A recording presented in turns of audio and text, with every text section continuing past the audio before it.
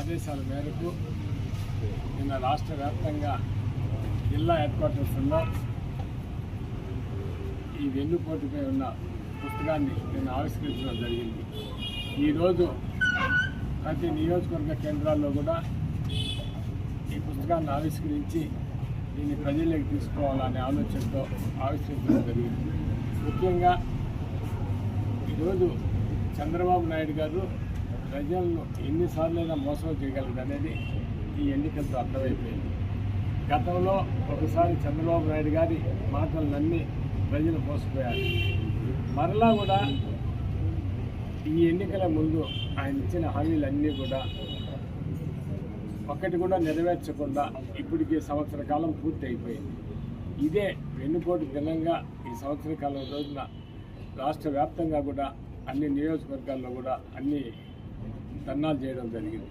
ఎందుకంటే ఆయన ఇచ్చిన హామీలు నెరవేర్చే వరకు కూడా వైఎస్ఆర్ కాంగ్రెస్ పార్టీ ప్రజల పక్షాన నిలిచిబడి అవి హామీలు నెరవేర్చేదాని కోసం తప్పకుండా వైఎస్ఆర్ కాంగ్రెస్ పార్టీ ప్రజల పక్షాన్ని నిలుస్తుంది. మన మీద వెన్నుపోటు మీద దాని మీద రాష్ట్ర వ్యాప్తంగా జరిగాయి కాబట్టి ఒత్తిడి పెరిగి ప్రభుత్వం మీద ఏదో కొంత మేరకు ఏదో తల్లికి వందనం అని కొంత వేయడం జరిగింది.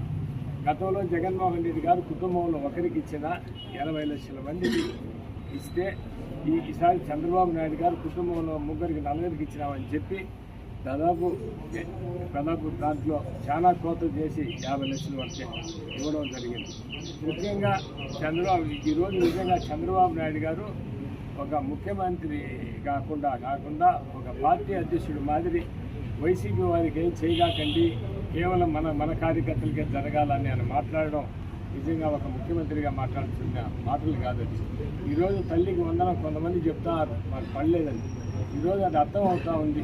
ఇది మెయిన్ ముఖ్యమైన నాయకులందరినీ కూడా వైఎస్ఆర్ కాంగ్రెస్ పార్టీ కార్యకర్తలకు చాలామంది కోత విధించడం జరిగిందని అర్థం అవుతూ ఉంది.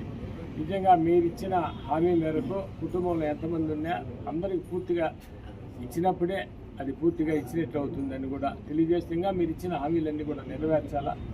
ఇది పోరాటం, ఇది అంతం కాదు, ఇది ఆరంభం మాత్రమే. తప్పకుండా వారు ఇచ్చిన హామీలన్నీ నెరవేర్చే వరకు వైఎస్ఆర్ కాంగ్రెస్ పార్టీ ప్రజల పక్షాన్ని నిలబడి పోరాటం కొనసాగిస్తుందని కూడా తెలియజేస్తున్నారు.